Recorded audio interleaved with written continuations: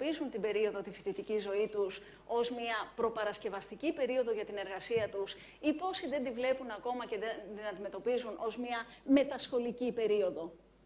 Πόσοι από εμάς τους ίδιους δεν αντιμετωπίζουμε τους φοιτητές μας ως παιδιά τα οποία συνεχίζουν τη σχολική τους διαδικασία και δεν τους αντιμετωπίζουμε ως μελλοντικούς μάνατζερ, οι οποίοι έχουν μια εξαιρετική ικανότητα και ευκαιρία να γαλουχηθούν ως managers to be ήδη από τους χώρους τους οποίους εμείς βρισκόμαστε. Αλλά να σας πω και κάτι. Πώς μπορούμε πολλοί από εμάς να υπερασπιστούμε κάτι τέτοιο, όταν δυστυχώς εμείς καλούμαστε να προπαρασκευάσουμε τους φοιτητές μας για ένα αντικείμενο στο οποίο πολλοί από εμάς τους ίδιους δεν έχουμε κάποια εμπειρία. Άρα λοιπόν έχουμε 3 στόχους, σκέφτομαι εγώ. Ο πρώτος στόχος, να συμβάλλουμε για να αγαπήσουμε τη γνώση, να εμπνεύσουμε. Ο δεύτερος στόχος, ενδεχομένως να συμβάλλουμε στο να αποκτήσουμε προσωπικότητα ή να ξανασχηματίσουμε προσωπικότητα ή να αποφασίσουμε τελικά ως ενήλικες άνθρωποι, οι νέοι φοιτητές μας και όλοι εμείς όμως, για την προσωπικότητα που τελικά θέλουμε να υπερασπιστούμε. Και ο τρίτος στόχος, τελικά να προπαρασκευάσουμε για τον εργασιακό χώρο. Όμως, συγγνώμη, αυτή μήπως δεν είναι και από τα βασικά ζητούμενα που και στον εργασιακό χώρο τελικά δεν τίθεται αυτή την περίοδο? Όταν μιλάμε για πλατφόρμες μάθησης, για online education, για επενδύσεις των εταιριών πάνω στην εκπαίδευση και στη μόρφωση των ανθρώπων τους, για το να γίνονται και οι ίδιες εταιρείες ένας χώρος άντλησης και τελικά να δημιουργείται και εκεί γνώση, μήπως τελικά αυτός ο στόχος είναι ένας στόχος και του εργασιακού χώρου? Όσον αφορά το δεύτερο στόχο, μα φυσικά και κάθε ηγέτης ή κάθε μάνατζερ στο εργασιακό του περιβάλλον δεν πρέπει να επιδεικνύει τη δική του προσωπικότητα, τη δική του παιδεία, το δικό του πολιτισμό, ώστε τελικά να δημιουργεί και να συμβάλλει στη δημιουργία μιας εταιρικής κουλτούρας ή μιας κουλτούρας της ομάδας του, η οποία τελικά να έχει να επιδείξει αξίες, αρχές, κανόνες, πολιτισμό. Να και ο δεύτερος στόχος. Μήπως τελικά και ο τρίτος στόχος, δηλαδή το να συνεχίσουν και οι εταιρείες να είναι οι εργοδότες εκείνοι, οι οποίοι θα προσελκύσουν τα καλά ταλέντα και θα δημιουργήσουν, συμβάλλοντας και οι ίδιες, στο να ενισχύσουν αυτά τα ταλέντα, στο να γίνουν ακόμα υψηλότερης προστιθέμενης αξίας άτομα για τους επόμενους εργοδότες. Άρα μήπως τελικά και αυτός ο τρίτος στόχος δεν είναι ένας κοινός στόχος τόσο για τα πανεπιστήμια όσο και για τις επιχειρήσεις? Μήπως δεν διαφέρουμε και τόσο πολύ τελικά? Μήπως τελικά και οι επιχειρήσεις και οι practitioners αλλά και τα πανεπιστήμια και εμείς οι ακαδημαϊκοί έχουμε κάποια κοινά ζητούμενα? Μήπως έχουμε κάποιους κοινούς στόχους? Μήπως τελικά καλούμαστε να υπερασπιστούμε κάποια κοινά ζητούμενα για όλους μας? Πόσο όμως διατεθειμένοι είμαστε να το κάνουμε αυτό?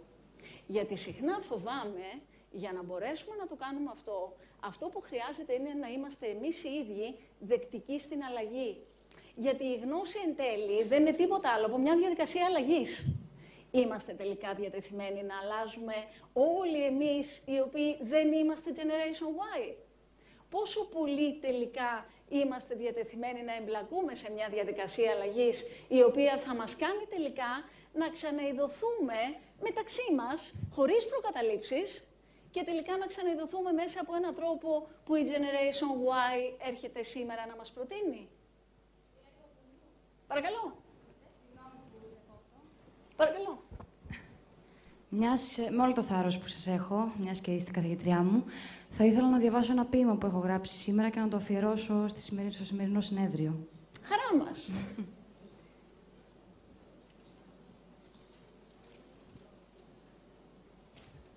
Έχω και λίγο άγχος, τρέμω και λίγο.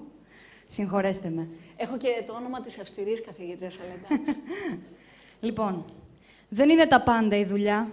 Μαθαίνω το όλο. Θέλω να μάθω, να μάθω, να μάθω. Μη βιάζεσαι. Πληκτρολογώ πιο γρήγορα από σένα. Κι αν βιάζεσαι, κόψε κανένα meeting. Θέλω άλλες προτεραιότητες. Δεν εμπιστεύομαι τις δικές σου και δεν θέλω τη δουλειά σου. Αφεντικό, μπαμπά, σεβάσμιε, σεβάσου. Out of the box. Αντέχεις? Και δεν δεσμεύομαι. Μου λες committed. Σου λέω lifelong learning. Οριζόντια ανάπτυξη. Μαθαίνω το όλο. Θέλω να μάθω, να μάθω, να μάθω. Δεν έχω βενζίνη. Θα δουλέψω σπίτι. Η ώρα για δράση είναι 7 το βράδυ. Και το πρωί θα κοιμάμαι. Θέλω να μάθω από τα λάθη μου. Και εσύ δεν έχεις χρόνο. Δεν έχεις χρόνο, λες, να με βάλεις στο strategy και career planning. Out of the box. Αντέχεις. No strings attached. Στη δουλειά είμαι με το ένα πόδι έξω. Συνεργαζόμαστε. Μπορούμε. Σ' άλλα δίκτυα, ψηφιακά. Διάφανα. Τόσο διάφανα που για σένα ίσως είναι αόρατα. Ζήσε την κρίση σου και ευχήσου να ήταν αλλιώς. Μόνος σου. Sorry που δεν είμαι let's hug each other σε συνέδρια. Αυτό που θέλετε είναι να εισπράξετε και όχι να πουλάτε. Πούλαμε. Θα φύγω έξω στο δρόμο και αν δεν με προσλάβεις, γιατί δεν είμαι αρκετά καλός, πού ξέρεις, μπορεί να μεταΐσεις φιλανθρωπία και αυτό είναι trendy. Κλείσε το χρονόμετρο. Γερνάς. Και πώς θα αλλάξεις. Let the sun shine, let the sun shine in, the sun shine in. Let the sun shine, let the sun shine in, the sun shine in. Let the sun shine, let the sun shine in, the sun shine in. Let the sun shine, let the sun shine in, the sun shine in. Καλησπέρα. Γεια σας. Το όνομά σου? Ιωάννα. Πώς? Ιωάννα.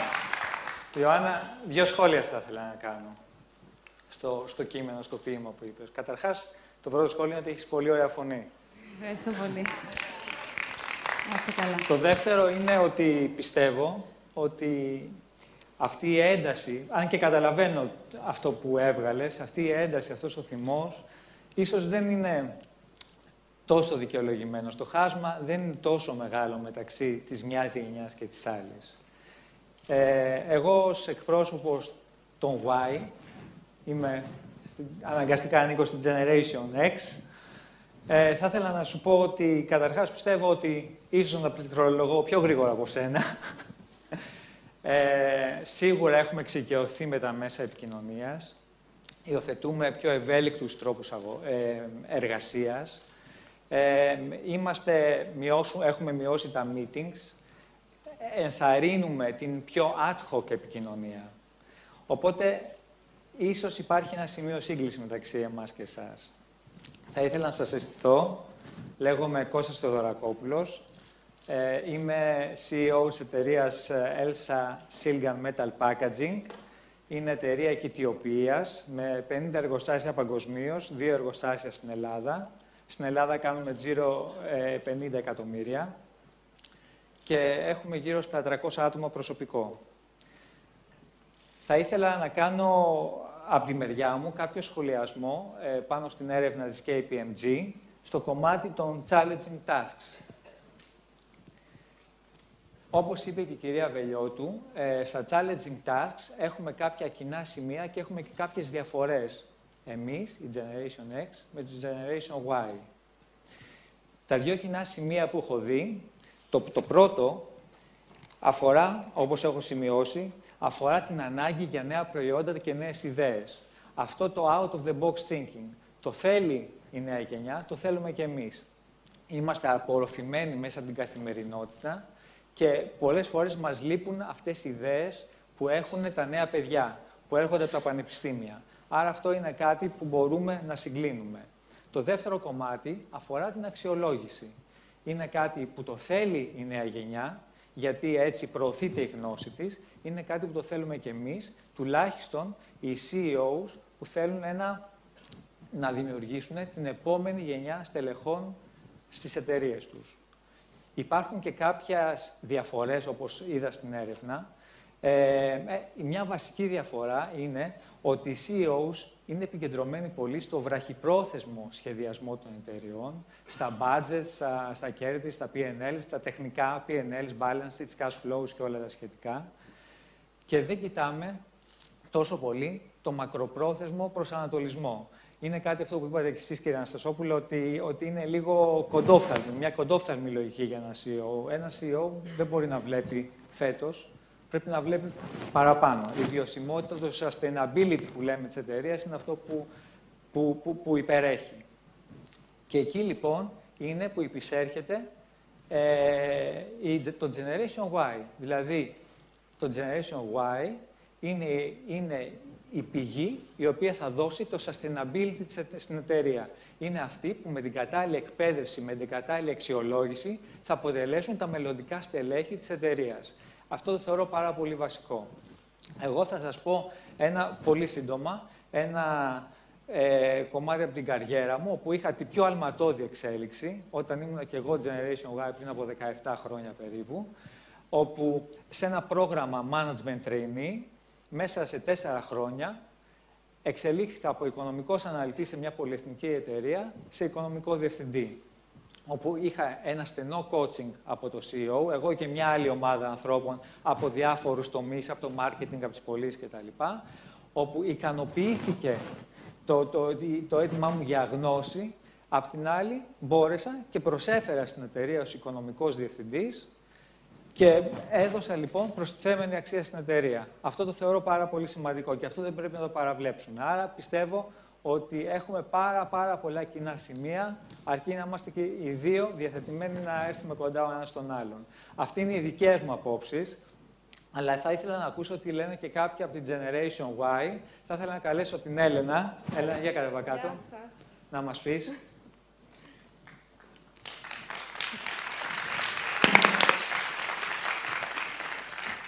Εγώ είμαι η Έλληνα Μεσαρίτη. Γιατί βρίσκομαι σήμερα εδώ, είναι απλό.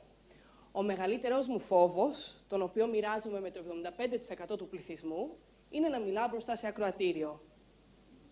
Δεν ξέρω αν φαίνεται, αλλά αυτή τη στιγμή όλοι εσείς μου δίνετε το κουράγιο να πάω ένα βήμα μπροστά, να αντιμετωπίσω το φόβο μου και να τον νικήσω, να εξελιχθώ. Και η εξέλιξη, κατ' εμέ, είναι το νόημα σε αυτή τη ζωή. Έτσι λοιπόν, όταν μία φίλη που θαυμάζω πολύ μου είπε να έρθω εδώ σήμερα να σας μιλήσω, πήρα μια βαθιά ανάσα, την ίδια βαθιά ανάσα που παίρνω πριν από οποιαδήποτε μεγάλη απόφαση στη ζωή μου και είπα το ναι. Γιατί είμαι results driven.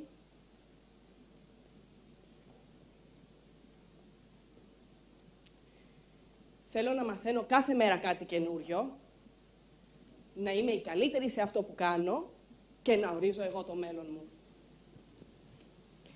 Έτσι λοιπόν, τελειώνοντας το σχολείο, αποφάσισα να ασχοληθώ με τον πιο πολλά υποσχόμενο τομέα της χώρας μας. Αυτόν που συνεισφέρει και κατά 18% στο εθνικό μας προϊόν, τον τουρισμό και συγκεκριμένα τα ξενοδοχεία. Διψούσα να υπηρετήσω το Greek Hospitality. Οι πρώτες μου δουλειές, απότομη προσγείωση, απογοήτευση, άγχος, άσχημες συμπεριφορές. Τα πράγματα ήταν δύσκολα. Αλλά είπα στον εαυτό μου ότι αν μπορεί ο διπλανός μου, μπορώ κι εγώ. Και έτσι είναι, αν το καλοσκεφτείτε. Δούλεψα σκληρά, μεθοδικά και από νωρίς. Όταν το 2004 πήρα την απόφαση να φύγω για δουλειές, για μεταπτυχιακές σπουδές και δουλειά στο εξωτερικό, μου είπε τότε φίλος μου, «Πού να τρέχεις, καλά δεν είσαι κι εδώ». Το απάντησα με το πιο φυσικό τρόπο. «Εγώ φεύγω για να κάνω καριέρα». Λύθηκε στα γέλια. Μετά από λίγο λύθηκε και η σχέση μας. Ο στόχος όμως είχε καταχωρηθεί. 1 χρόνο και κάτι αργότερα ήμουν στο Λονδίνο και έψαχνα για δουλειά. 2 μήνες αργότερα, κλαίγοντας σχεδόν στο τηλέφωνο, έλεγα στη Τζόιντα ότι μου έκανε το καλύτερο δώρο Χριστουγέννων. Αργότερα ανακάλυψα ότι η Τζόιντα Βαλένθια, διευθύντρια ανθρωπίνου δυναμικού στο Mandarin Oriental, ένα από τα καλύτερα ξενοδοχεία του κόσμου, μου έκανε ένα δώρο ζωής. Είχαν επιλέξει εμένα και άλλους 5 για το εκπαιδευτικό τους πρόγραμμα, εκείνο που διαμορφώνει τα μελλοντικά τους στελέχη. Είδα την ευκαιρία να μάθω περισσότερα και την άρπαξα. Αυτή η εμπειρία ήταν πραγματικά μοναδική, αλλά και γεμάτη άπειρες ώρες δουλειάς, μοναξιά και κλάματα. Φανταστείτε ότι εγώ, υπναρού, Έπρεπε να ξυπνάω στις 4:45 το πρωί για να είμαι στη δουλειά μου στις 6, να φύγω στις 4 και να κοιμάμαι 9:30 το βράδυ αυστηρά, προκειμένου να μπορέσω να ταπεξέλθω. Ότι επί αρκετούς μήνες κυκλοφορούσα με ένα μαγνητόφωνο στη τσέπη μου, το οποίο κατέγραφε όλες τις συνομιλίες με τους πελάτες του ξενοδοχείου. Μετά ο προϊστάμενός μου απομαγνητοφωνούσε τις συνομιλίες αυτές και έκρινε αν ήμουνα up to standard, όπως λένε και οι Άγγλοι. Σύντομα όμως, το ζόρισμά μου μετατράπηκε σε στόχους. Και ο κάθε στόχος χωρίστηκε σε υποστόχους. Έτσι όπως κάνουμε ή θα έπρεπε να κάνουμε και με τα περιττά μας κιλά. Θέλουμε να χάσουμε 10 κιλά. Μεγάλος στόχος. Οκ, τον χωρίζουμε σε υποστόχους των 3 κιλών ανά μήνα και το αποτέλεσμα έρχεται πιο γρήγορα. Έτσι ήρθε και το δικό μου αποτέλεσμα. Και κατέληξε σε διακρίσεις, βραβεύσεις επίδοσης, προαγωγές και καταξίωση. Μέσα σε ένα περιβάλλον πολύ σκληρό και ανταγωνιστικό. Όταν αισθάνθηκα ότι ο κύκλος μου εκεί έφτανε προς το τέλος του, σκέφτηκα ότι θα ξαναγυρίσω στην Ελλάδα. Ήτανε προς το τέλος του 2009 και τα αποτελέσματα της κρίσης είχαν αρχίσει να επηρεάζουν για τα καλά την ελληνική οικονομία. Περιττό να σας πω ότι δεν υπήρξε ούτε ένας άνθρωπος να μου πει ότι παίρνω τη σωστή απόφαση. Οι ίδιοι μου οι γονείς μου λέγανε να κάτσω στο ωραιότατο Λονδίνο, που είχα τη δουλειά μου, τη βολή μου, το σπίτι μου. Ο στόχος όμως είχε πάλι καταχωρηθεί. Λίγους μήνες αργότερα ήμουν επαναπατρισμένη, ήμουν τυχερή, βρήκα και δουλειά πολύ γρήγορα σε έναν πολύ μεγάλο ταξιδιωτικό οργανισμό και όλα καλά. Έβλεπα όμως ότι το τουριστικό μας προϊόν, η ποιότητά του, πήγαινε από το κακό στο χειρότερο. Ξαναβγήκα στην αγορά εργασίας. Ήμουνα πάλι τυχερή, βρήκα δουλειά πάρα πολύ γρήγορα, σε μια πάρα πολλά υποσχόμενη εταιρεία, σε μια φανταστική θέση και ένα ολοκαίνουργιο αντικείμενο. Η Freshline ήταν πια γεγονός και εγώ είχα αναλάβει τις δημόσιες σχέσεις και την επικοινωνία της. Αλήθεια, πόσοι από εσάς ξέρετε τη Freshline? Καλά τα πάμε. Αλλά έχω ακόμα αρκετή δουλειά μπροστά μου. Εν συντομία θα σας πω πως πρόκειται για μια ελληνική εταιρεία φυτικών καλλιτικών, που είναι 85% εξαγωγική. Βασίζεται σε ένα μοναδικό κόνσεπτ, το οποίο στηρίζεται σε 2 πυλώνες. Αρχαίες οικογενειακές μυστικές οικογενειακές συνταγές και αρχαία συγγράμματα βοτανοθεραπείας και αρωματοθεραπείας. Και όλα αυτά με δραστηριοποίηση σε 15 διαφορετικές αγορές, 210 σημεία πώλησης στο εξωτερικό και 40 στην Ελλάδα. Η Freshline αποτελεί ένα ακόμη πολύ μεγάλο σχολείο για μένα και αναρωτιέμαι αν αυτό σταματάει ποτέ. Προσωπικά πιστεύω πως όχι.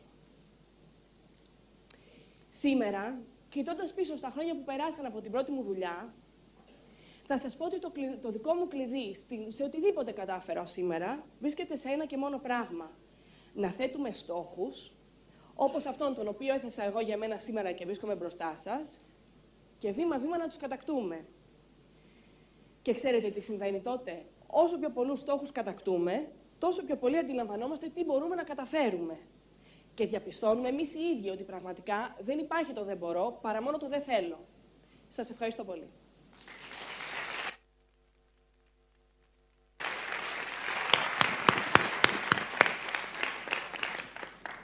Ευχαριστούμε. Κόσμος πάει και έρχεται σήμερα. Καλησπέρα και από μένα. Είμαι η Αναστασία Ισιδέρη και εκπροσωπώ τους Baby Boomers. Είμαι πάρα πολύ χαρούμενη και θέλω να σας παρουσιάσω όχι τους Baby Boomers, γιατί τους έχετε φάει πολύ. Τους ξέρετε και δεν θα σας αποσχολήσουμε με τη δική μας τη γενιά. Θέλω να καλέσω ένα νέο κορίτσι σήμερα, που είναι από την καρδιά του Generation Y. Έχει έρθει από τη Βόρειο Ελλάδα, από την όμορφη Θεσσαλονίκη. Η Αντριάννα η Παύλου. Αντριάννα μου.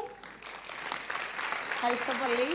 Θα μας μιλήσει και από τη δική της την πλευρά, έτσι και λίγο από τη Βόρειο-Ελλαδίτικη, για τις προσδοκίες της, για το τι περιμένει από εμάς, αλλά κυρίως το πώς η ίδια χρησιμοποιεί τις γνώσεις της και τις δεξιότητές της για ένα μεγάλο κομμάτι αυτού που περιμένει η γενιά της, που είναι η προσφορά στην κοινωνία. Θα μας μιλήσει λοιπόν το πώς η ίδια προσφέρει στον εθελοντισμό. Αντριάννα. Ευχαριστώ πολύ, κυρία Σιδέρη. Καλησπέρα και από μένα. Ανήκω στους 8 στους 10 μάλλον που θέλουν να προσφέρουν κάτι στην κοινωνία. Απλά αυτό το διάστημα εργάζομαι επίσημα και για αυτό. Αλλά θα πάρουμε τα πράγματα από την αρχή. Όπως είπαμε, είμαι η Αντριάννα Παύλου, ανήκω στο Generation Y. και σπούδασα οικονομικά στο Αριστοτέλειο Πανεπιστήμιο Θεσσαλονίκης, ενώ το 2010 κατέβηκα στην Αθήνα για να μετεκπαιδευτώ στο Οικονομικό Πανεπιστήμιο Αθηνών. Εδώ και κάποιους μήνες εργάζομαι ως υπεύθυνη εξέβρεση σπόρων στο Make a Wish, το Κάνε μια ευχή Ελλάδος, στο γραφείο της Θεσσαλονίκης. Όντας ένα ιδιαίτερα ανήσυχο πνεύμα από μικρή, αποφάσισα στο τέλος των σπουδών μου και έχοντας μόνο 3 μαθήματα για το πτυχίο μου, να πάω στην Φλωρεντία και να σπουδάσω σε ένα Ιταλικό πανεπιστήμιο μέσω του προγράμματος Εράσμους. Γεγονός που δεν κατάλαβε ποτέ ο πατέρας μου με τα 3 μαθήματα για το πτυχίο, καθώς όλο αυτό στο μυαλό του φαινόταν ανώριμο, ανούσιο. Γνωστός baby boomer, συγγνώμη, αλλά πρέπει να το πω και αυτό.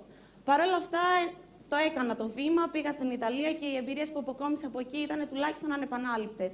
Γι' αυτό το λόγο άδραξα και τη δεύτερη ευκαιρία μου για το Εράσμους και κατά τη διάρκεια του μεταπτυχιακού μου πήγα στην Αγγλία και έκανα την πρακτική μου άσκηση στον ελληνικό ραδιοφωνικό σταθμό του Λονδίνου. Συνεπώς, νομίζω πως με 4 μετεγκαταστάσεις μέσα σε μόλις 2 χρόνια θα μπορούσα να θεωρηθώ ευέλικτη και προσαρμοστική. Αλλά και ομαδική, καθώς έχω συνεργαστεί με ανθρώπους διαφόρων εθνικοτήτων και μου δίδαξαν το εξής γνώριμο σε όλους και ειδικά στους μεγαλύτερους, ότι η ομάδα λειτουργεί πολύ καλύτερα από ότι ο καθένας μόνος του. Και μέσα από τη συνεργασία γεννάται μάλλον η δημιουργικότητα και οι καινούριες ιδέες και με αυτόν τον τρόπο υπάρχει το οξυγόνο για τους νέους, ούτως ώστε να προχωρήσουν και παραπάνω και είναι απαραίτητο όλο αυτό για τη ζωή τους. Όμως, για να φανεί κάποιος χρήσιμος σε κάποια ομάδα, πρέπει και από μόνος του να προσφέρει κάτι και να λειτουργεί αποτελεσματικά, αλλά και ταυτόχρονα να εξελίσσεται και σε προσωπικό, αλλά και σε επαγγελματικό επίπεδο. Αλλά όπως είπαμε, επειδή είμαι ένα ανήσυχο πνεύμα και δεν είναι ο σκοπός μου μόνο να εργάζομαι, αλλά και να προσφέρω κάτι στην κοινωνία, έχω σκοπό να σταματήσω σε αυτόν τον κύκλο. Ο εθελοντισμός μάλλον, έχω καταπιαστεί σε διάφορα εθελοντικά προγράμματα κατά τη διάρκεια της ζωής μου και σε πολλούς μη κερδοσκοπικούς οργανισμούς. Ο εθελοντισμός μου έχει προσφέρει πάρα πολλά πράγματα. Έχω κερδίσει μέσα από αυτό πολλά εφόδια, τα οποία είναι σημαντικά για την εποχή μας. Καταρχάς, γίνεσαι μέλος μιας ομάδας. Γνωρίζεις ανθρώπους οι οποίοι μοιράζονται τα κοινά όνειρα και κοινές επιθυμίες με σένα. Αποκτάς μοναδικές εμπειρίες. Διευρύνεις τον κύκλο σου. Αναπτύσσεσαι προσωπικά και κοινωνικά. Αλλά ταυτόχρονα αποκτάς και δεξιότητες οι οποίες θα σου είναι πάρα πολύ χρήσιμες στην επαγγελματική σου κατάρτιση. Για παράδειγμα, εμένα προσωπικά ο εθελοντισμός με βοήθησε πάρα πολύ. Όντας εργαζόμενη μάλλον σε έναν μη κερδοσκοπικό οργανισμό, από την αρχή έπρεπε μάλλον να συνεργαστώ με πάρα πολλούς ανθρώπους, με τους εθελοντές του οργανισμού. Οπότε έπρεπε όχι μόνο να τους οργανώνω και να τους συντονίζω, αλλά και ταυτόχρονα να τους εμπνέω, ώστε να συνεργάζονται μεταξύ τους με έχοντας στόχο το καλύτερο δυνατό αποτέλεσμα. Αυτό η αλήθεια είναι ότι ήταν ένα challenge για μένα, το οποίο το ανέλαβα και το διεκπεραίωσα όσο το δυνατόν καλύτερα. Το μεγαλύτερο όμως στοίχημα, αναφορικά με την δική μου τη δουλειά, είχε να κάνει με τη φύση της. Δηλαδή, η εξέβρεση πόρων για μια εταιρεία και πόσο μάλλον για ένα μη κερδοσκοπικό οργανισμό είναι ίσως η πιο δύσκολη και πιο απαιτητική διαδικασία. Οπότε, μέσα στην οικονομική κρίση και στα αποτελέσματα που όλοι γνωρίζουμε, μάλλον τα αποτελέσματα της οικονομικής κρίσης είναι ήδη εμφανή σε όλους τους τομείς, εγώ έπρεπε να σκεφτώ κάποιους εναλλακτικούς τρόπους χρηματοδότησης. Οπότε, εκτός από τα παραδοσιακά προγράμματα που έκανε ο οργανισμός για να αυξήσει τα έσοδά του, με δική μου πρωτοβουλία ξεκινήσαμε και άλλα πράγματα. Εκτός δηλαδή από τα μπαζάρ και τις λαχιοφόρους που κάναμε ούτως ή άλλως στη Θεσσαλονίκη, τον προηγούμενο Σεπτέμβριο συμμετείχαμε για πρώτη φορά στη Διεθνή Έκθεση της Θεσσαλονίκης. Σε λίγες μέρες θα τρέξουμε στο Διεθνή Μαραθώνιο και έχουμε βρει και υποστηρικτές χορηγούς για αυτή μας την ενέργεια. Και επίσης, με δική μου πρωτοβουλία ξεκινήσαμε και φύγαμε μάλλον από τα γεωγραφικά όρια της Θεσσαλονίκης και προσεγγίσαμε και άλλες πόλεις της Βορείου Ελλάδος.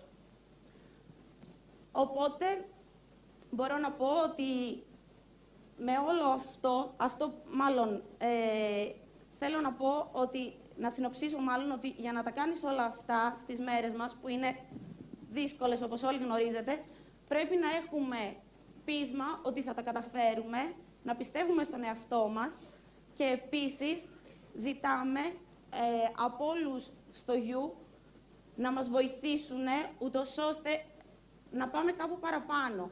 Αυτό δηλαδή που θέλουμε είναι ενδιαφέρουσες δουλειές, καθότι όλοι αποζητούμε την ισορροπία μεταξύ της προσωπικής και της επαγγελματικής μας ζωής, και επειδή αυτό στις μέρες μας είναι ιδεατό, αναζητώντας τις ενδιαφέρουσες δουλειές, ψάχνουμε να βρούμε την ηθική ικανοποίηση που θα μας προσφέρουν, καθώς και την υλική ευχαρίστηση. Οπότε αυτό που επιζητάμε εμείς από το μη, από τους γιου, είναι να μας δώσουν νόημα στη ζωή μας και να την κάνουν να μοιάζει με όνειρο. Σας ευχαριστώ πάρα πολύ.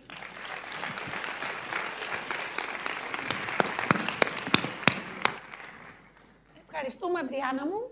Και τώρα θα παρακαλέσω τον Γιώργο τον Παπαϊωάννου, ένα νέο παιδί, στο μετέχμιο μεταξύ του μη και του γιου, υπεύθυνος επικοινωνίας στη βιοφαρμακευτική ΑΠΦΗ, να μας πει και αυτός πώς μπορούμε να εξελισσόμαστε συνεχώς.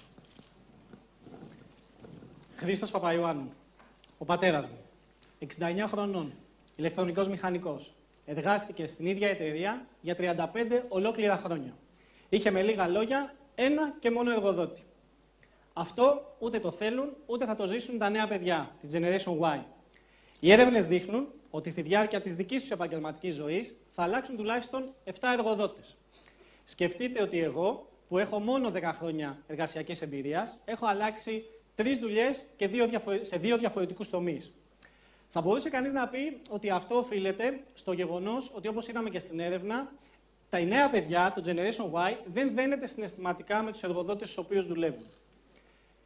Κάτι απόλυτα λογικό. Θα ήταν παράλογο να πούμε το αντίθετο. Σκεφτείτε ότι τα παιδιά 20 με 25 χρονών, τις δικές τους δεξιότητες, τις ικανότητες, τις γνώσεις, μπορούν να τις μεταφέρουν ανά πάσα ώρα και στιγμή και κατά το δοκούν. Σήμερα στην Αθήνα, αύριο στο Λονδίνο, μεθαύριο στη Σαγκάη. Πολλοί τους έχουν χαρακτηρίσει σύγχρονους νομάδες της εποχής μας. Πέρα από αυτό όμως, είναι μόνο το χαμηλό commitment. Προσωπικά πιστεύω ότι υπάρχει και ένας άλλος λόγος, μεταξύ πολλών άλλων. Αυτό το οποίο έχουμε ονομάσει lifelong learning, τα 3L. Και πώς το ορίζουμε αυτό? Δεν θα σταθώ τόσο στο γεγονός ότι μιλάμε για διαβίου εκπαίδευση, θα πάω και λίγο παραπέρα. Θα μιλήσω για διαβίου μάθηση, διαβίου γνώση. Όχι όμως όπως αυτή περιορίζεται στα στενά όρια ενός πανεπιστημίου και μιας σχολής, αλλά ακόμα παραπέρα. Με την έννοια των εμπειριών, με την έννοια της διάθεσης των νέων παιδιών, της δίψας θα έλεγε κανείς, να έχουν περισσότερες εμπειρίες, να έχουν περισσότερες προκλήσεις της ζωής τους. Γι' αυτό λοιπόν το lifelong learning, προσωπικά πιστεύω ότι θα έπρεπε να το θέσουμε λίγο διαφορετικά, ως lifelong experiences. Και θα εξηγήσω λιγάκι τι εννοώ. Δεν είναι experience αυτό που είπε η Ανδριάννα προλίγου, το να πας να κάνεις Εράσμους όταν χρωστάς 3 μόνο μαθήματα στη Φλωρεντία. Δεν είναι experience να κάνεις internship σε μια εταιρεία είτε στην Ελλάδα είτε στο εξωτερικό και να αποκτήσεις επαγγελματική εμπειρία. Δεν είναι experience να κάνεις ένα assignment στα γραφεία της εταιρείας σου στο εξωτερικό, για παράδειγμα. Δεν είναι experience να είσαι εθελοντή σε μια μη κυβερνητική οργάνωση και να ταξιδεύεις στο εξωτερικό. Πριν λίγο καιρό είχα πάει με την ActionAid στη Σιέρα Λεόνε. Αυτά τα οποία βίωσα εκεί σε 9 μέρες είναι πράγματα τα οποία και στην προσωπική μου ζωή εφαρμόζω, αλλά όσο και αν μοιάζουν ευθύς εξ αρχής ασύνδετα, ακόμα και στην επαγγελματική μου ζωή. Σε 10 χρόνια από τώρα, κανείς δεν θα παίρνει πτυχίο από ένα μόνο πανεπιστήμιο. Τα παιδιά, τα νέα παιδιά, αυτά που σήμερα είναι 20-25 χρονών, θα μπορούν να παίρνουν courses από διάφορα πανεπιστήμια στον κόσμο και πολλές φορές και δωρεάν. Communication από το MIT Media Lab, Design Thinking από το Stanford University, Economics από το LSE.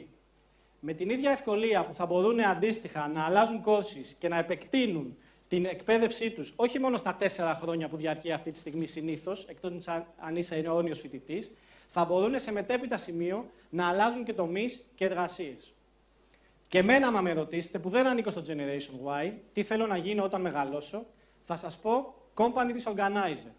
Κάτι τελείως διαφορετικό με αυτό το οποίο κάνω αυτή τη στιγμή. Έχω σπουδάσει και δουλεύω όντας υπεύθυνος επικοινωνίας στην ΑΠΒΗ τη βιοφαρμακευτική. Κάτι όμως, πιστέψτε με, απόλυτα σχετικό με τα online courses τα οποία παίρνω σε διάφορα πανεπιστήμια ανά τον κόσμο, με βάση τα project τα οποία δουλεύω και τις ομάδες στις οποίες συμμετέχω, όπως το TEDmed Live Athens. Άλλωστε, ο διάσημος Αμερικανός συγγραφέας και futurist, Alvin Toffler, πολύ πρόσφατα είχε πει το εξής. Οι αναλφάβητοι του 21ου αιώνα δεν θα είναι αυτοί οι οποίοι δεν ξέρουν να διαβάζουν και να γράφουν, αλλά αυτοί οι οποίοι δεν μπορούν να μάθουν, να ξεμάθουν και να ξαναμάθουν. Μέχρι στιγμής έχουμε αναφερθεί στο μη, στο τι κάνει, τι περίπου θέλει η νέα γενιά και στο τι κάνει μέχρι στιγμής. Στη δίψα της, στην ανάγκη της να μαθαίνει συνέχεια καινούρια και καινούρια πράγματα. Πάμε όμως και στην άλλη πλευρά. Πάμε στη γενιά του γιου. Σε εμάς που ανήκουμε στις εταιρείες και κάποια στιγμή θα κληθούμε να κρίνουμε καταρχήν αυτά τα παιδιά, αλλά και σε κάποιο σημείο της ζωής μας ίσως και να τα κατευθύνουμε. Το ερώτημα είναι το εξής. Πόσοι από εσάς που δεν ανήκετε στην Generation Y, ξέρετε τι είναι τα MOOCs, τι είναι το Coursera, τι είναι το Novoed? Ελάχιστοι. Και αυτό είναι το νούμερο 1 πρόβλημα. Είτε μας αρέσει είτε όχι, τα νέα παιδιά θα ξεκινήσουν να παίρνουν courses και να μαθαίνουν μέσα από massive open online courses που είναι το MOOC. Είτε μας αρέσει είτε όχι, θα βάλουν στην ζωή μας και στην καθημερινότητά μας έννοιες καινούριες σε εμάς που είμαστε άλλης γενιάς, όπως είναι το innovation, όπως είναι το storytelling, όπως είναι το emotional intelligence. Το ερώτημα προς όλους εμάς είναι ξεκάθαρο, απλό και σαφές. Πρώτον, θα τους το αναγνωρίσουμε? Θα καταλάβουμε τη σημασία που έχει ένα lifelong experience, ένα online course? Ή θα φοβηθούμε μπροστά σε αυτό το οποίο δεν γνωρίζουμε και μας φοβίζει επειδή μας φαίνεται διαφορετικό και επαναστατικό? Και ένα βήμα παραπέρα. Θα πράξουμε εμείς οι ίδιοι το ίδιο? Θα μπούμε στη λογική να αποκτήσουμε και εμείς οι ίδιοι για τον εαυτό μας lifelong experiences και να συμμετάσχουμε σε online courses? Δεν είναι εύκολο. Δεν είναι καθόλου εύκολο. Στην πολιτική επικοινωνία λέμε better the devil you know. Και γι' αυτό όλοι εμείς εδώ πέρα, είτε το παραδεχόμαστε είτε όχι, πολλές φορές δίνουμε δεύτερη ευκαιρία, στην προκειμένη περίπτωση δεύτερη τετραετία, στους υποψηφίους, παρά το γεγονός ότι αποδεδειγμένα έχουν κάνει λάθη την πρώτη τετραετία. Θα δώσουμε έστω μία πρώτη ευκαιρία σε αυτά τα παιδιά τα οποία επιτέλους δεν έχουν, όπως εγώ, πτυχίο και μεταπτυχιακό στην Αγγλία. Σε αυτά τα παιδιά τα οποία δεν στέλνουν στο HR CV σε μορφή Word, αλλά σε μορφή infographic. Σε αυτά τα παιδιά τα οποία δεν έχουν MBA, αλλά έχουν ψαχτεί λίγο περισσότερο και έχουν δει ότι η νέα τάση είναι το Master of Fine Arts. Αυτό το οποίο καλλιεργεί και την πιο δημιουργική πλευρά του εγκεφάλου.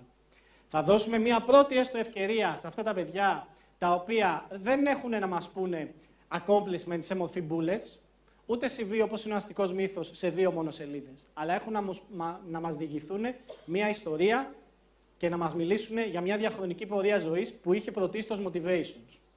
Έχουμε το θάρρος να απενεχοποιήσουμε τον gap year, αυτό που όσοι έχουν σπουδάσει στο εξωτερικό το δουλεύουν στους υπολείπους, και να πούμε ότι ναι, ένα παιδί μπορεί να πάρει ένα backpack και πριν, κατά τη διάρκεια και μετά των σπουδών του, αλλά και πολύ περισσότερο, ακόμα και από δουλειά σε δουλειά, να ταξιδέψει στον κόσμο και να αποκτήσει καινούριες εμπειρίες, καινούριους φίλους, να γνωρίσει νέες κουλτούρες.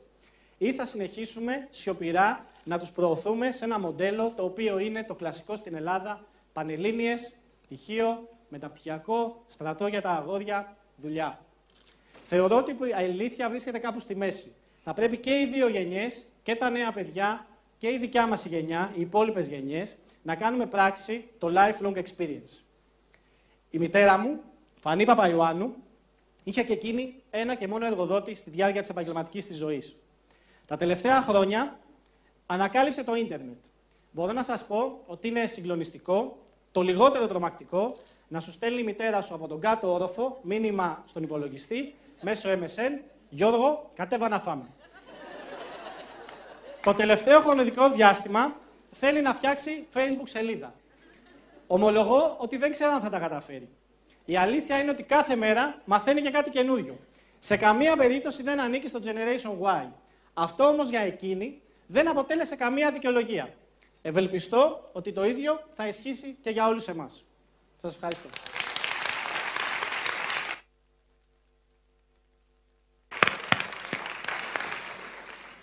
Καλησπέρα σας. Είμαι η Μαρία Ιδήμου, είμαι μέλος της Επιτροπής WIP. Τα τελευταία 20 χρόνια, πριν το 2010, ήμουνα Γενική Διευθύντρια σε 2 εταιρείες, μία πολυεθνική και μία ελληνική πολυεθνική. Και τα 3 τελευταία χρόνια ασχολούμαι, νομίζω μοιάζω με τη μαμά του Γιώργου. Δεν είχα μάθει κομπιούτερ τόσα χρόνια, γιατί είχα τη γραμματέα. Μαθαίνω εντατικά τώρα κομπιούτερ και πήρα και εκπαίδευση στο mentoring και στο coaching. Δεν θα κάνω παρουσίαση. Θα ήθελα να παρουσιάσω ένα μέλος του γιου που έχει πολλά να μας πει, τη Μαρία τη Φιλίππου, που είναι HR Director στην Νότιο-Ανατολική Ευρώπη και νομίζω έχει να μας πει καινούργια πράγματα για το τι γίνεται σε αυτή την εταιρεία.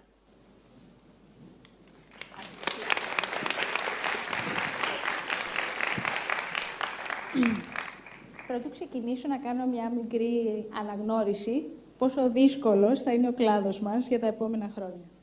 Ωραία. Εγώ θα σας μιλήσω για τα career paths. Τι άλλο βέβαια. Αλλά αυτό που θέλω να πω, που μπορεί να είναι λίγο αντισυμβατικό με ό,τι έχουμε ακούσει μέχρι σήμερα, είναι ότι η έννοια αυτή έχει ακυρωθεί.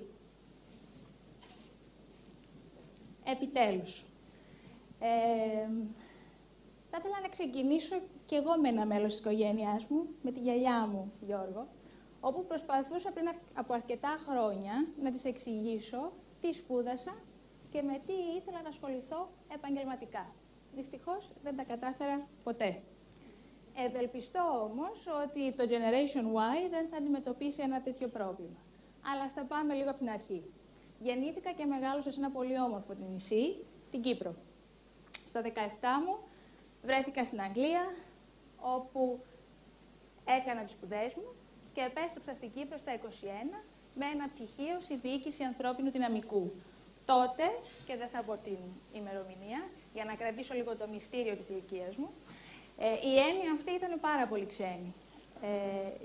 Ο δημοφιλέστερος όρος ήταν αυτός του προσωπάρχη. Κάτι που ήταν πολύ κατά της δικιάς μου προσωπικής ιδεολογίας. Έπειτα από αρκετούς μήνες ταλαιπωρίας, οπότε δύσκολα ήταν για όλους, όχι μόνο για το Generation Y, κατάφερα και βρήκα μια δουλειά σε ένα κολέγιο στο ερευνητικό τμήμα, με μια προοπτική να κάνω ακαδημαϊκή καριέρα. Δεν ήταν αυτό που ήθελα. Οπότε, Αδριάννα μου, εγώ μετά από 6 μήνες έφυγα και από την Κύπρο και αποχαιρέτησα τους γονείς μου για να ψάξω λίγο τα όνειρά μου. Και προσγειώθηκα στην Αθήνα, σε μια δουλειά στον τομέα μου, αλλά να σας αναφέρω εδώ ότι ήταν η δεύτερη φορά στη ζωή μου που είχα έρθει στην Αθήνα, αν εξαιρέσουμε τη γνωστή πενταήμερη. Σήμερα μετράω 16 χρόνια εργασιακής εμπειρίας και βλέπω και γνωστούς στο κοινό που είχα την τιμή να συνεργαστούμε. Εκ των οποίων τα 5 σε διαφορετικούς εργοδότες, σε διαφορετικούς τομείς και τα τελευταία 8 στην ίδια εταιρεία. Τα τελευταία 8 χρόνια, όμως, στην ίδια αυτή εταιρεία έχω αλλάξει 6 ρόλους και έχω συνεργαστεί με πολύ διαφορετικές ομάδες, σκορπισμένες σε 23 ώρες. Τυχαίνει να ζω στην Αθήνα ακόμη, αλλά μέσα σε ένα μήνα το σύνηθες είναι να βρίσκομαι σε 4-5 διαφορετικές χώρες. Και κυριολεκτικά μπορώ να δουλέψω από οπουδήποτε. Από το σπίτι μου, από ένα καφέ, από το αεροδρόμιο και αξιολογούμε αποκλειστικά για την αποτελεσματικότητα της δουλειάς μου. Όπως σας είχε πει και η κυρία Δήμου, δεν ανήκω στο Generation Y. Κι όμως, πόσο διαφορετική είναι η δικιά μου πορεία από όλο αυτό που έχουμε ακούσει ότι θέλει η νέα γενιά σήμερα. Επίσης, εδώ θα ήθελα να πω και να αναγνωρίσω αυτό που έχουμε ακούσει πάρα πολύ σήμερα και ίσως να έχουμε διαβάσει και πάρα πολύ. Ότι η έννοια του lifelong employment ή ξεκάθαρων career paths έχουν ακυρωθεί. Κι όμως, σήμερα, περισσότερο από ποτέ, το σημαντικότερο κομμάτι για τις επιχειρήσεις, για να παραμείνουν ανταγωνιστικές και να εξελίσσονται, είναι οι ανθρώποι τους. Κλισέ. Ξέρω ότι θα το σκεφτείτε, γιατί έχει υποθεί αρκετά. Όμως είναι πραγματικότητα. Ένα μικρό παράδειγμα. Η Coca-Cola. Είναι μια μπράντα με 128 έτη ιστορίας. χωρίς κανένα product innovation, ούτε στη φόρμουλα, ούτε στο λογότυπο, ούτε στο μπουκάλι. Σήμερα παραμένει να είναι νούμερο 1 στην κατηγορία της. Γιατί? Αποκλειστικά και μόνο λόγω των ανθρώπων της, που έχουν κρατήσει και έχουν καταφέρει να χτίσουν και να συνεχίζουν να χτίζουν τη μαγεία γύρω από αυτή την μπράντα. Ωραία. Σε αυτό το σημείο θα ήθελα να μοιραστώ μαζί σας 3 σκέψεις, 3 συμβουλές και κυρίως απευθύνομαι στο Generation Y, γιατί οι επαγγελματίες του χώρου μας μπορεί να το έχετε ήδη σκεφτεί, οι οποίες θα μπορούσαν να σας βοηθήσουν να προγραμματίσετε, να ορίζει τη δικιά του εξέλιξη. Εμείς είμαστε στη θέση του οδηγού, εμείς αποφασίζουμε για τον προορισμό και τη διαδρομή της καριέρας μας. Να το πω διαφορετικά, αν δεν το κάνουμε εμείς, θα το κάνουν κάποιοι άλλοι για μας. Πολλές φορές μπορεί να είναι και τα τμήματα του ανθρώπινου δυναμικού. Δεν είναι πάντα καλό. Άρα, αυτό που πραγματικά θέλω να πω είναι, γιατί να αφήνουμε κάτι τόσο σημαντικό στην τύχη ή να αφήνουμε κάποιους άλλους να αποφασίζουν για μας. Σκεφτείτε τη διαδικασία ενός business plan. Πόσο χρόνο και πόση σκέψη αφιερώνουμε όλοι, σε αιτήσια βάση. Πόσο συχνά το κάνουμε αυτό για τη δικιά μας προσωπική καριέρα. Είναι λιγότερο σημαντικό? Δεύτερο, οι επιλογές δεν είναι πάντα εύκολες. Ακούσαμε τον Γιώργο να μας μιλάει για τα experience map.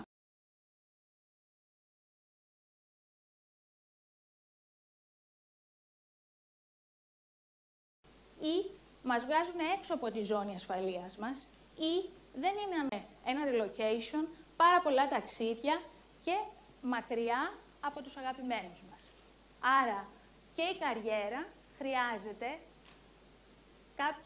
κάποιες θυσίες, κάποιες μικρές θυσίες που θα πρέπει όλοι να είμαστε διαθετημένοι να κάνουμε. Τελευταίο, απαιτεί δικτύωση. Είναι ένας όρος ο οποίος είναι σχετικά παρεξηγημένος στην Ελλάδα. Θυμάμαι τα πρώτα χρόνια που είχα έρθει, άκουγα συνέχεια τη λέξη «έχω ένα κονέ». Λοιπόν,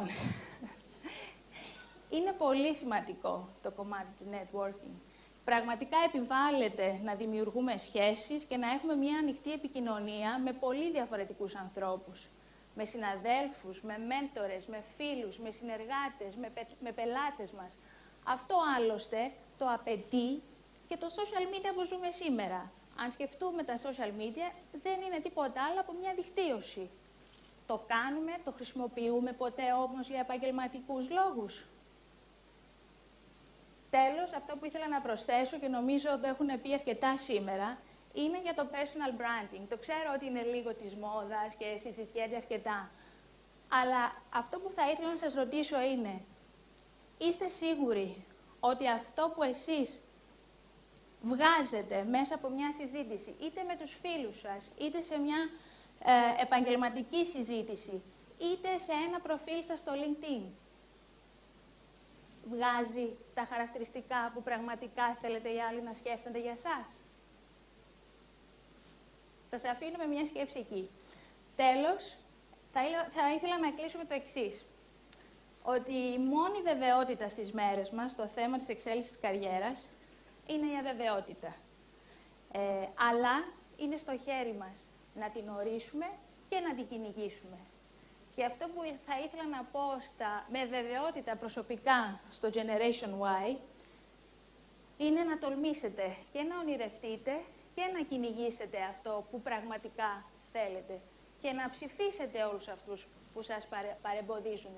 Αναγνωρίζοντας βέβαια ότι πολλές φορές μπορεί να το έχω κάνει εγώ ή κάποιος άλλος συνάδελφός μου στο χώρο μας, άθελά μας. Ευχαριστώ πολύ. Ευχαριστώ πολύ. Καλησπέρα και από μένα. Είμαι η Ελισάβετ Παξεβανίδου, όπως ακούσατε πολύ καλά. Και είμαι φοιτήτρια στο 3ο έτος, στο Οικονομικό Πανεπιστήμιο Αθηνών ή, όπως το γνωρίζουν οι παλαιότεροι, στην ΑΣΟΕ, στο τμήμα Οργάνωσης και Διοίκησης Επιχειρήσεων. Η επιλογή της σχολής μου δεν ήταν σίγουρα τυχαία και σίγουρα δεν δέχτηκα καμία απολύτως πίεση από κανέναν να μπω σε μια υψηλόβαθμη σχολή σαν την ΑΣΟΕ. Καθώς από σχετικά μικρή ηλικία είχα αποφασίσει τι ήθελα να κάνω. Ήθελα να μπω στον χώρο των επιχειρήσεων, να εργαστώ σκληρά και να διεκδικήσω θέσεις με πολλές απαιτήσεις, ευθύνες και καθήκοντα. Δεν μπορώ φυσικά να ψηφίσω την έρευνα, που έδειξε ένα μεγάλο ποσοστό των νέων να μην επιθυμεί να κατακτήσει υψηλόβαθμες θέσεις. Ενδεχομένως γιατί δεν θέλει να καταλήξει όπως οι προηγούμενες γενιές, workaholics. Μπορώ να σας πω όμως πως υπάρχουν αρκετοί άνθρωποι, όπως είμαι και εγώ ένας από αυτούς, που επιθυμούν στο μέλλον να βιώσουν την πρόκληση μιας υψηλής διοικητικής θέσης, θεωρώντας πως βεβαίως και μπορούν να συνδυάσουν καριέρα και οικογένεια και να διατηρήσουν αυτό το πολυζητημένο work-life balance στη ζωή τους. Ας τα πάρουμε όμως τα πράγματα από την αρχή. Έχοντας λοιπόν μόλις αποφοιτήσει από τη Γερμανική Σχολή Αθηνών και έχοντας τόσο το ελληνικό όσο και το γερμανικό απολυτήριο λυκείου, είχε έρθει η ώρα να επιλέξω αν θα έμενα στην Ελλάδα και θα σπούδαζα στην ΑΣΟΕ ή αν θα πήγαινα στο εξωτερικό και θα σπούδαζα στη Γερμανία, σε ένα καλό πανεπιστήμιο. Ενώ λοιπόν έβλεπα όλο και περισσότερους συμμαθητές μου να κάνουν ήδη τα χαρτιά τους για Γερμανία, Αυστρία και άλλες χώρες του εξωτερικού, εγώ πήρα πολύ συνειδητά την απόφαση να μείνω στην Ελλάδα και να παλέψω εδώ. Να φοιτήσω σε ένα ελληνικό πανεπιστήμιο, το οποίο χαίρει διεθνούς αναγνώρισης και διατηρεί υψηλότατο ακαδημαϊκό επίπεδο. Επέλεξα να πιστέψω στις δυνατότητες της χώρας μου και της ελληνικής αγοράς, ακόμα και τώρα, σε μια δύσκολη εποχή. Και να ξεκινήσω εδώ την εργασιακή μου εμπειρία. Να κυνηγήσω πρώτα εδώ το όνειρό μου. Αλλά αφού όλοι πάνε στα κυκλάκια τους, ας πάω κι εγώ στο δικό μου κυκλάκι, στο κυκλάκι που θεωρώ πως με αντιπροσωπεύει περισσότερο απ' όλα. Δεν είναι άλλο από το responsible for my future. Γιατί όμως εδώ?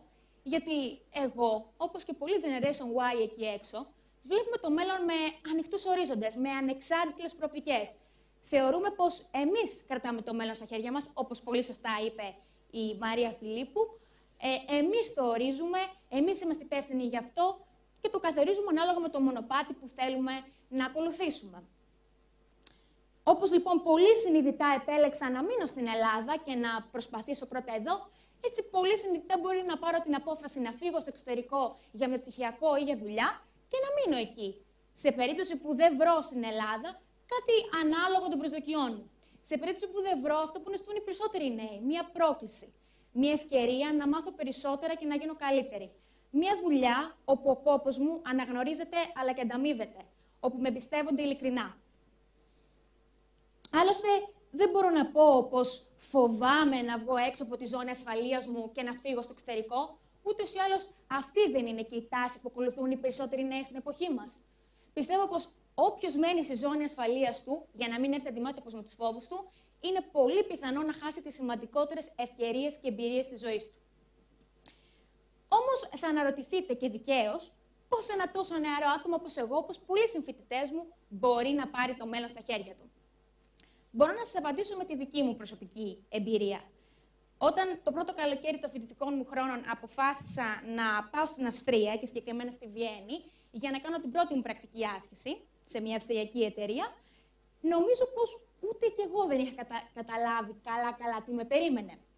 Δεν είχα καταλάβει πόσο δύσκολο θα ήταν όχι μόνο να επιβιώσω σε μια ξένη χώρα μόνη μου, αλλά κυρίως να προσαρμοστώ για πρώτη φορά σε ένα εργασιακό περιβάλλον, το οποίο βρίσκεται στο εξωτερικό, να συνεργαστώ με ξένους ανθρώπους, να μάθω το αντικείμενο της δουλειάς πολύ γρήγορα και φυσικά να εργάζομαι όλα αυτά στα γερμανικά. Μου φαινόντουσαν βουνό το ελάχιστο. Όμως στην πορεία είδα ότι όχι μόνο επιβίωσα, αλλά άρχισα σιγά σιγά να χτίζω το δικό μου επαγγελματικό δίκτυο γνωριμιών με ανθρώπους που θα μπορούσε και θα με ενδιέφερε αργότερα να συνεργαστώ. Όλα αυτά όμως που καταλήγουν στο εξής απλό, πως με κάθε ευκαιρία προσπαθώ εγώ ως Generation Y να χτίσω το δικό μου δίκτυο γνωριμιών. Και φυσικά εγώ είμαι υπεύθυνη γι' αυτό και κανείς άλλος. Να αποκτήσω τη δική μου ταυτότητα, τη δική μου οντότητα, αν θέλετε, στην αγορά εργασίας. Να βρω νέους τρόπους προκειμένου να ξεχωρίσω από το πλήθος, να διαφοροποιηθώ. Και φυσικά να γίνω πιο ανταγωνιστική στο χώρο εργασίας με το να διευρύνω τις γνώσεις μου με κάθε δυνατό τρόπο, όπως για παράδειγμα με την εκμάθηση μιας τρίτης ξένης γλώσσας. Κάτι που το παρατηρώ συχνά σε ανθρώπους της γενιάς μου.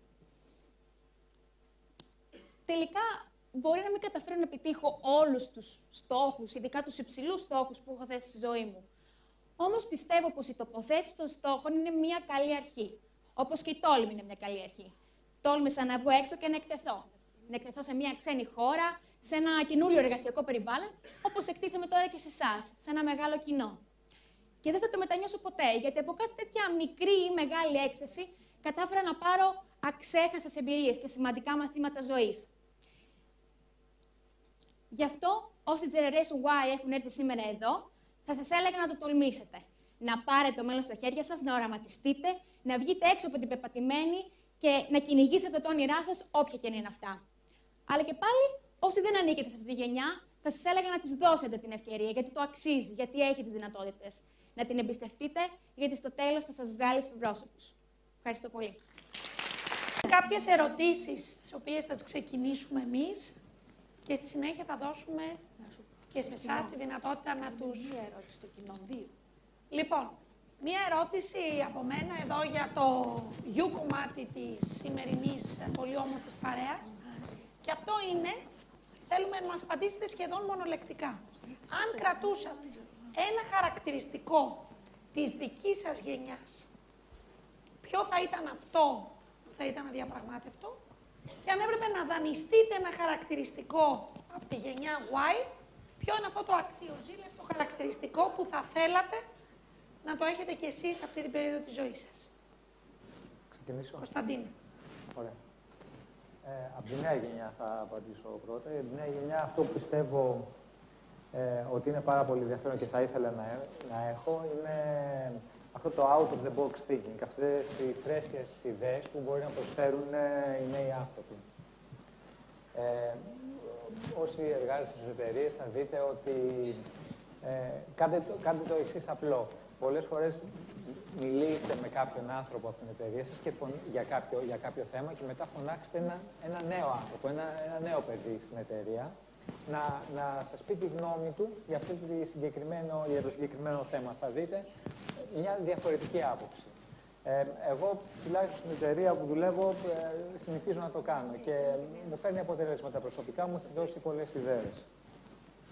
Όσον αφορά το κομμάτι που θα ήθελα να κρατήσω εγώ, είναι το professional experience που λέμε, αυτή η εμπειρία που αποκτάς μέσα από την εργασία, δηλαδή το πώς διαχειρίζεσαι ανθρώπους και καταστάσεις. Είναι κάτι στο οποίο πρέπει να εξελιχθεί λιγάκι μέσα από την εργασία. Οριμότητα. Ναι. Μάλιστα. Μαρία. Εγώ θα ξεκινήσω από... Και εγώ από τη νέα γενιά. Αυτό που θαυμάζω στη νέα γενιά είναι αυτή η ανάγκη που έχουν πραγματικά να συνεισφέρουν στην κοινωνία. Εμείς, και μιλάω και προσωπικά αλλά και για τη δικιά μου γενιά, δεν είχαμε αυτή την ανάγκη και πιστεύω ότι με αυτόν τον τρόπο χτίζεις χαρακτήρα και χτίζεις κουλτούρα, την οποία τη χρειαζόμαστε. Από τη δικιά μου γενιά θα κράταγα αυτό που είχα πει και πριν από λίγο,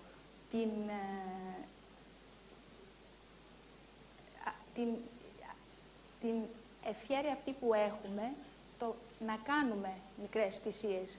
Γιατί αυτό που αισθάνομαι είναι ότι και για μας είναι πολύ σημαντικό το να υπάρχει ένα καλό balance μεταξύ δουλειάς και εργασίας και οικογένειας, αλλά σίγουρα σε κάποιες περιόδους ή σε κάποιες φάσεις της ζωής μας κάνουμε κάποιες μικρές θυσίες για να μπορέσουμε να πάρουμε ένα επόμενο βήμα. Και είναι κάτι που δεν το βλέπω πολύ έντονα στα μικρά παιδιά, στα νέα παιδιά. Ευχαριστούμε, Μαρία. Γιώργο. Ξεκινώντας από την Generation Y, θα έλεγα πιο πολύ αυτό το να ψάχνουν πράγματα, να συνδυάζουν πράγματα, το οποίο εμείς τουλάχιστον και οι παλιότεροι δεν είχαμε σχεδόν καθόλου. Δηλαδή, να το θέσω και με παράδειγμα, ένας 40, 45, 50 πλάς, πιο πολύ θα πήγαινε σε ένα ταξιδιωτικό πρακτορείο και θα έπαιρνε ένα ομαδικό πακέτο. Τα νέα παιδιά τώρα πάνε και λένε: κλείσε μου τα αεροπορικά, τις 2 πρώτες μέρες να μείνω κάπου και μετά θα το ψάξω λίγο μόνος μου. Και το βρίσκουν αυτό το θέμα. Οπότε θα κράταγα αυτό. Το να είναι λίγο. Να μπορούν να ψάχνουν πράγματα. Όσον αφορά τη δικιά μου τη μεριά, για να είμαι και λίγο πιο πραγματιστής, θα κράταγα αυτό που δυστυχώς έχει αρνητική έννοια στην Ελλάδα του networking, που είπε και η Μαρία πριν, του personal branding. Να μην είναι τόσο ρομαντική. Εμείς δεν είμαστε τόσο ρομαντικοί από ένα σημείο και μετά. Είχα κάνει και εγώ το λάθος παλιότερα να θεωρούσα ότι αν είσαι καλός στη δουλειά σου ή τέλος πάντων κάνεις τη δουλειά σου απλά, θα έρθουν οι προτάσεις. Δεν έρχονται πάντα. Θα χρειαστεί να κουραστείς πολύ περισσότερο σε σχέση με κάποιον άλλον, ο οποίος με το καλώς νοούμενο networking κάνει ένα δίκτυο επαφών και πουλάει, να το πούμε, στη δουλειά του. Τρίτο κομμάτι που θα βάζα και μια άλλη γενιά ίσως στο παιχνίδι. Τη γενιά του των παιδιών που είναι 4-5 και δεν έχουν πάει ακόμα σχολείο και δεν έχει καταστραφεί λιγάκι ακόμα η δημιουργικότητά τους. Γιατί είναι κάποιο χαρακτηριστικό της δημιουργικότητας που έχουν όλες οι γενιές. Είτε είναι Generation Y είτε εμείς. Αν δώσεις ένα πιτσιρίκι 5 χρονών ένα συνδετήρα, θα σου κάνει 25 διαφορετικά πράγματα. Αν το δώσεις σε μένα, θα σου κάνω 3. Αν το δώσεις στον πατέρα μου, μπορεί να σου πει βάλ' τον σε ένα βιβλίο. Οπότε θα κράταγα και αυτό, γιατί είναι κάτι που έχουμε, αλλά το χάνουμε στην πορεία. Λοιπόν. Η φαντασία και η δημιουργικότητα. Μάλιστα. Θα δεχτούμε τώρα και 2 ερωτήσεις από το κοινό προς το γιου. Να δω κάποιος, κάποια. Θες να ξεκινήσουμε πρώτα τις δικές μας. Εντάξει. Να κάνω μία ερώτηση και θα ήθελα να απαντήσουν και οι 3 εκπρόσωποι της γενιάς Y. Τι είναι εκείνο το οποίο θα θυσίαζαν προκειμένου να φτάσουν στην κορυφή και τι είναι εκείνο που δεν θα θυσίαζαν. Ανδριάννα. Η λέξη θυσία δεν μου ακούγεται πολύ καλή στα αυτιά μου. Έρχεται από την αλήθεια μου η αρνητική χρειά. Οπότε μπορεί να τη μετανόμαζα ως κόστος. Γενικότερα θα προσπαθούσα να έχω μια ισορροπία, αυτό που είπα και πριν, ότι επιζητούμε την ισορροπία ανάμεσα στην επαγγελματική μας και στην προσωπική μας ζωή. Οπότε ένα key point για μένα είναι η ισορροπία. Ένα δεύτερο είναι ότι όταν θέτουμε σωστές προτεραιότητες, αποφεύγουμε το κομμάτι της θυσίας. Σίγουρα κάποιες στιγμές πρέπει να αναλάβουμε αυτό το κόστος και να αφήσουμε κάποια πράγματα να πάνε λίγο πιο πίσω για να γίνουν κάποια άλλα. Αλλά νομίζω ότι για να υπάρχει ένα win-win situation ανάμεσα στην εταιρεία και στον εργαζόμενο, πρέπει να υπάρχει και το κατάλληλο matching ανάμεσα στις κουλτούρες τους. Δηλαδή, θα πρέπει όχι μόνο σαφέστατα η εταιρεία να επιλέξει εμένα, αλλά εμέσως να επιλέξω και εγώ την εταιρεία. Αν ταιριάζω δηλαδή στην κουλτούρα της, σημαίνει ότι θα είμαι χαρούμενος άνθρωπος και θα μπορέσω να είμαι και πιο αποδοτική. Οπότε για μένα το κατάλληλο είναι να υπάρχει αυτό το ιδανικό matching ανάμεσα στον εργαζόμενο και στην εταιρεία. Ευχαριστώ. Έλενα. Εγώ θα απαντήσω κάπως διαφορετικά. Στην καθημερινότητά μου, τι κάνω και τι δεν κάνω. Συγγνώμη. Θα σας πω το εξής. Καθημερινά θυσιάζω σίγουρα χρόνο που θα ήθελα να περάσω με την οικογένειά μου, με τους φίλους μου, να κάνω βόλτες, να χαλαρώσω. Έχω έναν στόχο και προσπαθώ καθημερινά να δουλεύω προκειμένου να τον πιάσω. Πιάνω αυτόν τον στόχο, βάζω τον επόμενο. Και κάπως έτσι προσπαθώ να εξελίσσομαι πρώτα απ' όλα σαν προσωπικότητα συνέχεια και κατ' επέκταση και στη δουλειά μου. Δηλαδή πιστεύω ότι η δουλειά είναι ένα όχημα το οποίο αξιοποιούμε εμείς στην προσωπική μας εξέλιξη και ότι το νόημα είναι εμείς να εξελισσόμαστε σαν προσωπικότητες. Άρα θυσιάζω καθημερινά αυτά τα πράγματα. Δεν θα θυσίαζα για τη δουλειά την επιθυμία μου κάποια στιγμή να κάνω οικογένεια, δηλαδή προκειμένου να ικανοποιήσω το στόχο να μην βλέπω τίποτα άλλο, και δεν θα θυσίαζα, δεν θα καταπατούσα ποτέ τις ηθικές μου αξίες. Υπάρχει πάντα ένα όριο. Σεβόμαστε το διπλανό μας, παίζουμε τίμια και κοιτάμε τη δουλειά μας. Αυτά. Ελισάβετ. Εγώ προσωπικά ξέρω ότι θα ακουστεί δεδομένο, ίσως και αυτονόητο, αλλά θα συμφωνήσω απόλυτα και με την Έλενα, ότι αυτό που δεν θα θυσίαζα με τίποτα, όσο υψηλή θέση κι αν μου πρόσφεραν ή όσο καλά χρήματα, είναι η αξιοπρέπειά μου και οι ηθικές αξίες. Επομένως, δεν θα μπορούσα ποτέ να δουλέψω σε μια εταιρεία η οποία παρανομεί ή παραβιάζει βασικές ηθικές αξίες, κακομεταχειρίζεται τους εργαζομένους ή οτιδήποτε τέτοιο. Όπως επίσης δεν θα θυσίαζα την ολόκληρη την προσωπική μου ζωή και προκειμένου να φτάσω στο στόχο μου και να δημιουργήσω τη δική μου καριέρα, αυτό να με εμποδίσει στο να δημιουργήσω αργότερα στο μέλλον την δική μου οικογένεια και να έχω ζωή και πέρα από το επαγγελματικό κομμάτι. Όσον αφορά για το τι θα θυσίαζα, στον αντίποδα αυτού που είπα μόλις τώρα, εννοείται πως ειδικά τώρα που χτίζω ακόμα, ξεκινάω τώρα την καριέρα μου και την εργασιακή μου εμπειρία, θα μπορούσα να αφιερώσω χρόνο, ενέργεια, διασκέδαση, χρόνο με φίλους, με οικογένεια για τη δουλειά, προκειμένου να αρχίσω σιγά σιγά να χτίζω αυτό που θέλω να επιτύχω.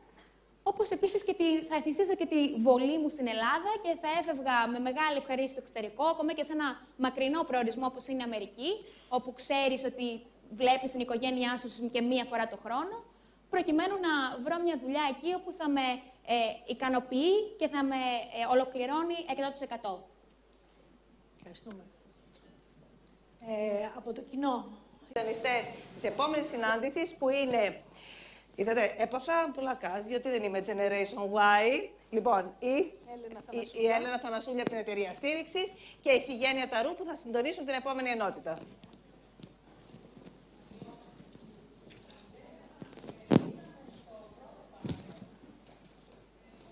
Οι νέοι λειτουργούν μέσα από τα οράματά τους, τα ταλέντα τους, μέσα από τις προσδοκίες τους, αλλά πάντα μέσα σε ένα δομημένο, οργανωμένο εταιρικό περιβάλλον. Τώρα, θα έλεγα να δούμε... Την άλλη πλευρά του νομίσματος. Την άλλη πλευρά. Υπάρχουν νέοι που κοιτάζουν κάτι διαφορετικό, έτσι δεν είναι? Να δούμε λοιπόν όλοι αυτοί οι άνθρωποι της γενιάς Y που θέλησαν να κάνουν κάτι διαφορετικό, στηριζόμενοι στο ταλέντο τους, στις γνώσεις τους, στις ακαδημαϊκές τους πρωτίστως γνώσεις, χωρίς περαιτέρω άλλη βοήθεια από κάπου αλλού, βασιζόμενοι αποκλειστικά στην αισιοδοξία τους για το μέλλον, εμπιστοσύνη στον εαυτό τους, τόλμησαν έναν εντελώς διαφορετικό δρόμο. Τον επιχειρηματικό δρόμο, ο οποίος σίγουρα ήταν πιο ρυψοκίνδυνος, ήταν πιο δύσκολος, ήταν αβέβαιος, είχε πάρα πολλές προκλήσεις, είχε εμπόδια, δυσκολίες, σίγουρα αρκετές απογοητεύσεις. Παρ' όλα αυτά όμως το τόλμησαν. Και όχι μόνο το τόλμησαν, αλλά έχουν να παρουσιάσουν και μία αρκετά πετυχημένη πορεία. Έχουν κάνει κάτι στο χώρο τον επιχειρηματικό και σε διαφορετικούς χώρους. Κάτι μόνοι τους και κάτι διαφορετικό. Και κάτι διαφορετικό και ο καθένας σε διαφορετικό τομέα. Θα ήθελα λοιπόν σύντομα να μπούμε στο πάνελ που αφορά περισσότερο την δραστηριότητα της γενιάς Y στην επιχειρηματικότητα και να καλέσω τον εισηγητή μας, τον Δημήτρη Καλαβρό-Γουσίου, επίσης ένας από αυτούς τους νέους της γενιάς που τόλμησε κάτι τέτοιο, να μας κάνει την εισήγηση. Δημήτρη. Ευχαριστώ πολύ. Καλησπέρα σας. Κρατιέμαι λίγο εδώ και μία μισή ώρα από τότε που ήρθα στο συνέδριο να κάνω το εξής σχόλιο. Είναι η πρώτη εκδήλωση τέτοιου είδους η οποία αφορά την επιχειρηματικότητα, τη σταδιοδρομία των νέων ανθρώπων, την καινοτομία, που βλέπω περισσότερες γυναίκες από ότι άντρες. Είναι φανταστικά νέα αυτά. Είναι πολύ όμορφα νέα και είναι πολύ σημαντικά και σπουδαία, διότι και η χώρα μας, ιδιαίτερα η χώρα μας, αλλά και συνολικά η Ευρώπη, υπολείπεται σε σχέση της Αμερικής, σε σχέση και στο κομμάτι που αφορά το κατά πόσο έχουν ενεργό ρόλο στο επιχειρήν και στις πολυεθνικές εταιρείες οι γυναίκες. Οπότε αυτά είναι από μόνος φανταστικά νέα. Μία ερώτηση. Όσοι είστε εδώ, πόσοι από εσάς υπάγεστε ή θέλετε να κάνετε κάτι στο κομμάτι που λέει ότι θέλω να ξεκινήσω τη δική μου επιχείρηση ή επιχειρείτε ήδη? Θα ήθελα να δω κάποια χέρια. Ωραία. Έχουμε λίγους επιχειρηματίες. Οπότε θα σας μιλήσω για το collaboration και για το innovation και ελπίζω να σας πω κάποια ενδιαφέροντα πράγματα και στοιχεία. Λίγα πράγματα για το δικό μου background, στα γρήγορα. Είμαι 26 χρονών. Γύρισα στην Ελλάδα μετά τις σπουδές που ήθελαν να ξεκινήσουν την δική τους επιχείρηση στη χώρα μας, με βάση τη χώρα μας. Υπάρχουν κάποια καλά νέα και υπάρχουν πολλά καλά νέα. Θα ήθελα να σας καταθέσω ότι αυτό είναι μείζον ζήτημα τα επόμενα χρόνια. Έχουμε το τελευταίο χρονικό διάστημα, τα τελευταία χρόνια, λόγω αυτής της μεγάλης κρίσης που έχει αντιμετωπίσει η χώρα, υπερκαταναλώσει τη λέξη επιχειρηματικότητα και καινοτομία. Και εμείς που ασχολούμαστε πιο πολύ με το τεχνολογικό επιχειρήν, έχουμε προσπαθήσει το εκτίμα μας. Δεν πρέπει να είναι και δεν πρέπει να θεωρείται τεχνολογική αποκλειστικά καινοτομία. Καινοτομία πρέπει να κάνει την εμφάνισή του τα τελευταία χρόνια, το οποίο έχει γεύσει μαστίχα, το μαστίκουα. Αυτός ο άνθρωπος είναι ένας επιχειρηματίας ο οποίος είναι στον Πειραιά. Αν δεν κάνω λάθος, γιατί δεν το γνωρίζω προσωπικά, προέρχεται από την αγορά των δημοσίων. Σε πολλές αγορές, αν δεν κάνω λάθος, είναι πάνω από 12 ουσιάζουν. Και νομίζω ότι λίγο πολύ όσοι δουλεύουν σε